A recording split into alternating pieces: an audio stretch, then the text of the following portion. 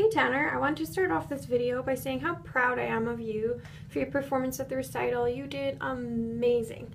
That was some really great violin playing and some awesome piano playing, and you did an awesome job. So I really hope that we see you back in January, because I love our lessons together. So I'm going to give you a quick little video lesson here on a song from your new book, To Be. This is actually the third song in your book, but this one's pretty easy. It's a review piece. This one's, it's kind of sad. We'll play it later. This one's a really fun, upbeat one though, so I thought maybe you might like to try this one while you're at home for Christmas break. It's called Sounds from the Gumdrop Factory. So, we're starting on, in our left hand, a really low note, which we review here. We learned about our 3 C's on the grand staff. We had bass C, which on your piano would be down here. We had middle C, which of course is here, and then treble C, which is here. Well, we have 2 other C's on the staff, kind of off the staff actually. They're in what's called ledger lines. So you see these little dotted lines here? When we write them in music, they're not dotted. But you can always remember C, because for bass clef, he's 2 ledger lines below, and for treble, he's 2 ledger lines above. Okay, so this, even lower than bass C, is called low C. Okay, so it'd be all the way down here. Really nice low. And then high C, because it's higher than treble C, would be all the way up here. So that leaves actually only 3 more C's on the piano that we haven't written on our staff yet, which is kind of exciting. Now we usually write those by using 8VA rather than putting more lines, because that gets a little bit hard to read. So, in this one, we've got low C's. We're starting all the way down here. Okay? And if we look at our left hand for like the whole song almost, it repeats just 2 notes. That's called an ostinato, and we have a repeating rhythm pattern. So we're going from low C, and this guy is G. So we're just going back and forth. For like nearly the whole song. So it's pretty easy. If you notice there's staccato, so you want to get a really, really nice sharp staccato, and since it's supposed to sound like a factory, we want to have a really, really consistent left hand. Okay, so like a really steady beat. You can really feel a steady beat.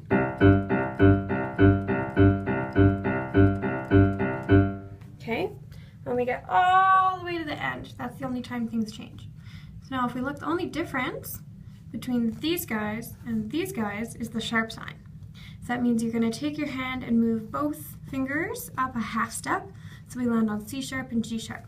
So here we go, C, G, C sharp, G sharp, back to C, G, C sharp, G sharp, and then we have natural signs here, so we go back to a regular C, G. So that's going to look like this. So regular, scooch up, sharp, regular, sharp, and then we end on a chord. Now, the nice thing is, if you're thinking, oh, that's going to be a little tricky, which probably won't be for you, we have a retardando at the end, so you can really take your time and slow down on purpose when you play these. So if you're coming from a steady tempo,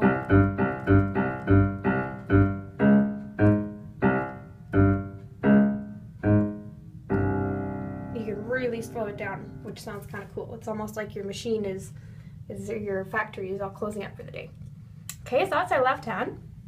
Our right hand, we got a pretty standard melody there, not any really hard notes. We just have to make sure that we're playing staccato on those 8s. So if we're starting here, be 1 and 2 and 3 and 4 and 1 and 2 and 3 and 4 and 1 and 2 and 3 and 4 and 1 and 2 and 3 and 4 and.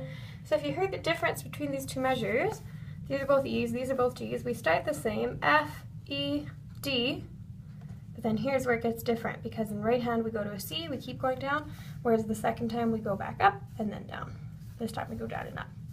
Okay, when we get to our 3rd line here, we have a nice solid chord. It's a 1 chord. These are all 1 chords, no 5, 7s, or 4s. And we're starting on F, so we go F, F, F, F. Then if you look at your bottom note, you notice we're actually only going down by 1. E, D, C. So don't worry about reading all these notes. If you can just remember your bottom one's moving down by 1, it's going to look something like this. So we have F, F, F, F, E, D, C. And now those guys are staccato and they're 8th notes, which makes it a little tricky because they have to be faster.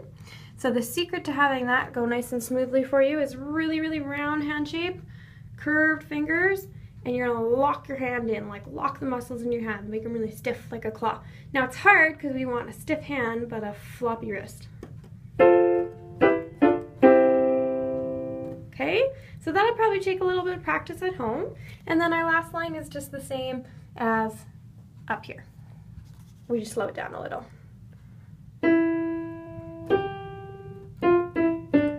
And you finish on a nice C that you hold.